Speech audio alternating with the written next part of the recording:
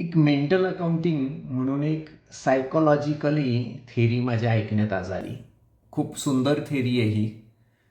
त्याचं एक एक्झाम्पल मी तुम्हाला देतो, की तुम्ही ठरवलं की तुमच्या बायकोबरोबर किंवा मैत्रिणीबरोबर तुम्ही मूव्ही बघायला जायचा निर्णय घेतला आहे रविवारी.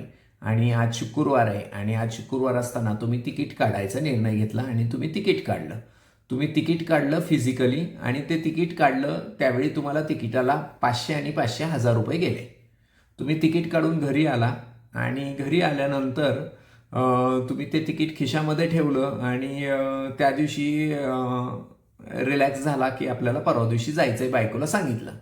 बॅड लकीली बायकोनी ते तिकीट असलेला शर्ट वॉशिंग मशीनला लावून टाकला, शर्ट खराब झालाय म्हणून, आणि तिकीट धुतलं गेलं. आता गंमत अशी की तुम्ही ते तिकीट काढलेलं असल्यामुळं तुम्ही तिथं टॉकीजला गेला आणि त्यांना म्हणला की माझं तिकीट तर वॉशिंग मशीनमध्ये गेल्यामुळं खूप खराब झालं आहे आणि हे असं आहे तिकीट, तुम्ही देचाल का? तर ते म्हणले की नाही नाही, आम्ही काही देणार नाही, तुम्हाला नवीन तिकीट घ्यावं लागेल आणि तुम्ही नवीन तिकीट घ्यावं लागेल, त्यामुळं परत त्याला 1000 रुपये खर्च करावे लागतील. तर तुम्ही काय करचाल? तर मोस्ट ऑफ टाइम मेंटल अकाउंटिंगमुळं घटनाक्रम असा घडेल की तुम्ही ते तिकीट घेणार नाही. तुम्ही म्हणसाल की आता 1000 रुपये एकदा ऑलरेडी घालवलेले आहेत तिकिटासाठी आणि आता मी परत तिकिटाला परत 1000 रुपये घालवणार नाही, आणि त्यामुळं तुम्ही ते तिकीट न काढता घरी निघून जाणार. आता दुसरा पॅटर्न सांगतो की तुम्ही हेच करत असताना ज्यावेळी तुम्हाला एक मूव्ही आवडली आहे आणि तुम्ही दोघांनी मिळून प्लॅन केला की आपल्याला मूव्ही बघायची, आणि तुम्ही दोघांनी ठरवलं की आपण तिथं गेल्यावरच तिकीट काढू, आणि तुम्ही तिकीट काढायला रविवारीच गेला ज्यावेळी तुमचा मूव्ही आहे त्याच्या अगोदर अर्धा तास पाऊण तास.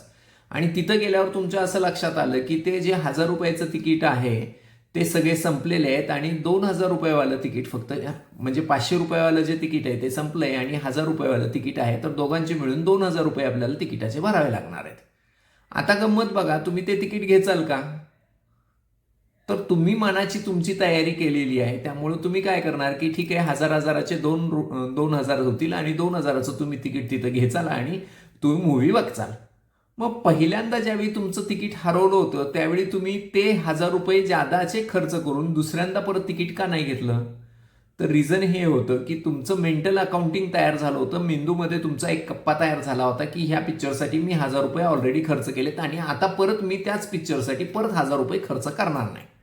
हे मेंटल अकाउंटिंग तुमचं तयार झालं, आणि हे ह्युमन सायकोलॉजी आहे की एकाच गोष्टीवर 2 वेळा खर्च करायला माणसाची तयारी होत नाही, आणि त्यामुळंच ती घटनाक्रम झाली. पण दुसऱ्यांदा तुम्ही तिकीट काढलं तर त्यामध्ये तुमचे 4 तिकीट आले असते, पण तुम्ही त्यावेळी तो विचार नाही केला. तुम्ही त्यावेळी हा विचार केला की नाही, मी अजून माझं मेंटल अकाउंटिंग तयार नव्हतं मूव्हीसाठीचं, त्यामुळे तुम्ही ते तिकीट काढलं. सेम थिंग आपल्या इन्व्हेस्टमेंटच्या बाबतीत पण घडते.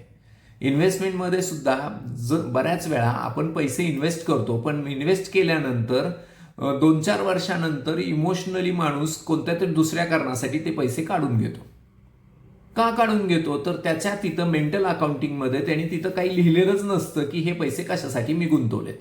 पण ज्यावेळी तुम्ही माझ्याकडे नवजीवन वेल्थकडे येता त्यावेळी मी नेहमी तुम्हाला 2 प्रश्न विचारतो की कशासाठी गुंतवायचेत आणि कालावधी काय, आणि हे उत्तर दिल्याशिवाय मी इन्व्हेस्टमेंट करत नाही. त्याच्या मागचं रिझन पण हेच आहे की तुमचा तो गोल सेट होतो की तुम्ही ते रिटायरमेंटसाठी करताय, चाइल्ड एज्युकेशनसाठी करताय, स्वतःची कार घेण्यासाठी करताय, मुलाच्या शिक्षणासाठी वापरताय, मुलीच्या लग्नासाठी वापरताय, मुलाच्या लग्नासाठी वापरताय. असा कोणता तरी तुमचा गोल तो सेट होतो, आणि तो गोल सेट झाल्यावर आपल्या सॉफ्टवेअरमध्ये एक ऑप्शन तयार होतो, तो म्हणजे तुम्ही तिथंच तो लिहून ठेवू शकता की हे पैसे मी रिटायरमेंटसाठी टाकलेत. आणि त्यामुळं तुमचं मेंटल अकाउंटिंग तयार करतो आम्ही तुमच्या सायकोलॉजीचा इफेक्ट घेऊन, आणि त्यामुळं तुम्ही ते पैसे रिटायरमेंटपर्यंत कंटिन्यू करता, आणि त्यामुळंच तुमची रिटायरमेंट सुखकर होतीये.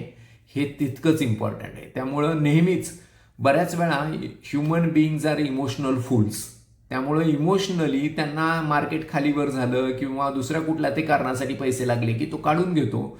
पण जर त्यांनी ते रिटायरमेंटसाठी टाकलेत तर तो काढणार नाही, चाइल्ड एज्युकेशनसाठी टाकलेत तर काढणार नाही, मुलीच्या लग्नासाठी टाकलेत तर काढणार नाही.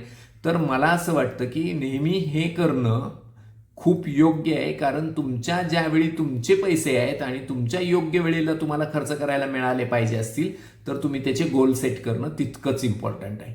आणि हे सगळं आपल्या सॉफ्टवेअरमध्ये आहे, तर तुमच्या इन्व्हेस्टमेंट्स तुम्ही एकदा आमच्याकडे पोर्टफोलिओ रिव्ह्यूला जर आला तर आपण ते सगळे गोल तुमच्या इन्व्हेस्टमेंटला आपण सेट करून ठेवू शकतो. तर नक्कीच भेट द्या. आपण नवजीवन वेल्थमध्ये हे सगळं सॉफ्टवेअरमधनं वर्कआउट करून देऊ. थँक्यू.